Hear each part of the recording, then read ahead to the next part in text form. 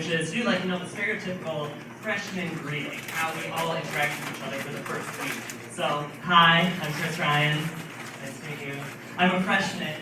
I live in Mason Hall. I am a marketing major, as was explained. Any brogies out there? Any business majors? All right.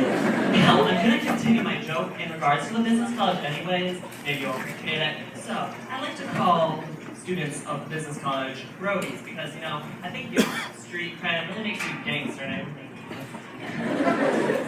So, I figured the more street I become, the more likely that MDOT will hire me. That's Michigan Department of Transportation. And also, I want to not street, but I want to become highway. So, step up.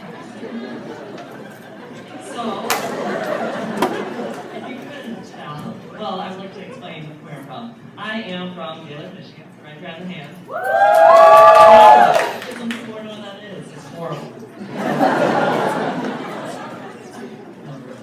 So, I think that's a little bit ironic because, let me explain Gaylord. Alright, so Gaylord, the ethnic breakup is 98% Caucasian people. White people everywhere. Alright, and 1% African American, 1% Latino. And like 0.001% Asian. So, obviously it's a great place to grow up if you're a minority, guys. Lots of acceptance. Same ethnic breakup as here at MSU. I was really prepared. So, it's really unfortunate that I grew up Asian. I really was discriminated against.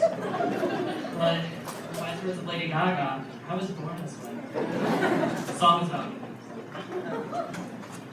But no, if you couldn't actually tell from my late night TV CW hair or the fact that I just said, hey swag, I'm of homosexual descent. So, religious homosexual descent based on the fact that it is scientifically proven that all homosexual genes come from one generation up on your mom's side.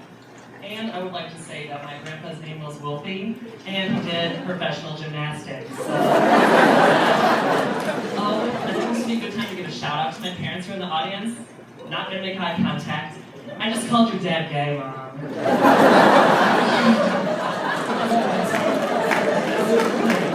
Let's not talk about this in the family reunion. He already doesn't like it now. Whatever, it's okay.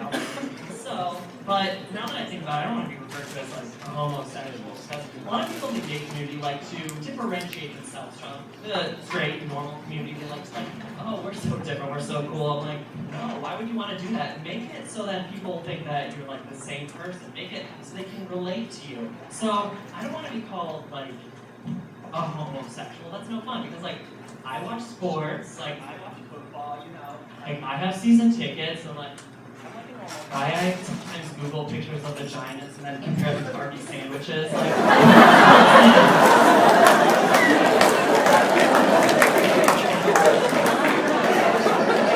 guys do too. I see you.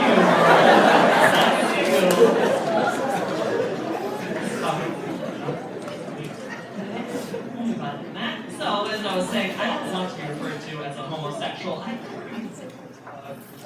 known as a homosexual. I need more friends. I'm really lonely. But girls, if you guys want more time to go shopping with you, I will hit you up on that offer like off shopping. Let me go get my fashionable Calvin Klein wallet, and I'll give you a makeover. You need it, darling. But back to Gaylord. So as you kind of get growing up in Gaylord, where you're really old man, where you kind of become like the town freak show, a lot of fun, really high school experience for me. So I got bullied viciously. Oh, that's fun to talk about bullying. So I, like throw around, like kick, punch, everything with the book. That's real fun. But then again, straight guys, I think I won the game of life because I can guarantee I've made out with more girls than any of you. Like the real thing love to make out with me with me. Like all she said use less tongue and working with so.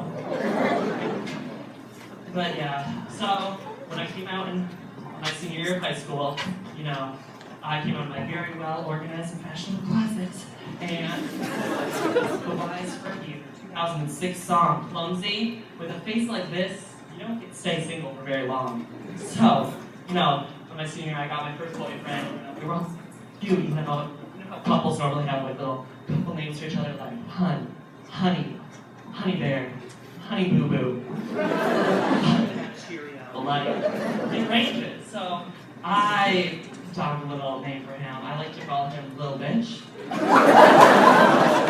And it's funny because I really did call him that. I don't know why we're not together anymore, but it's beyond me. And I also, because he really liked Dragon Ball Z, like cool guy. I called him Goku. And some friends said that was racist because he happened to be Asian. But how could I be racist, guys? I had a Game Boy Color growing up. It was yellow, but right? So I figured that in order to not get lynched in my hometown, if we were to go on dates, like I would have to come up with a plan to like fit in, like, you know, just like go with the crowd. So, you know, costume change, you have to do that during the show.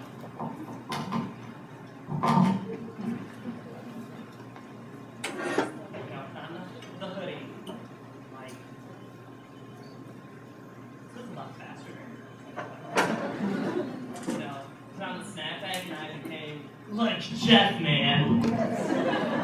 You see, the thing about Jeff is he loves football. Like, don't even get me started on like tits, man.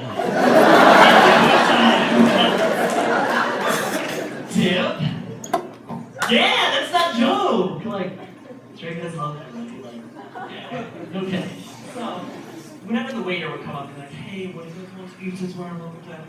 Those waiters that these are really pretentious and they need to get over themselves. But I would just be like, pull the jacket. Hey man, like, one steak.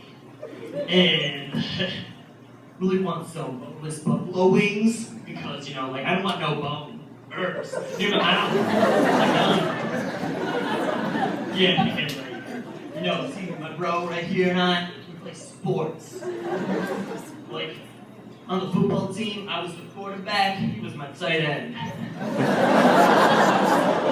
on the baseball team, I was the pitcher, he was the catcher. It's a gay sex joke, everybody knows that. So, yeah, and I figured pretty good thing to do to like make friends with the crowd. And I figured, like, Jeff is the happy that dates out with your girlfriend and everything, and some people like to say, because maybe I like it just a little bit, that I'm bisexual. And I would like to say that I am bisexual, guys, because if you buy me something, I'll get sexual. Shout out to prostitution jokes, my mom's in the room, holla! Well, really. And like my motto always said, I'll do anything for an A, professor. That's not appropriate. Looks like I'm to the honors college.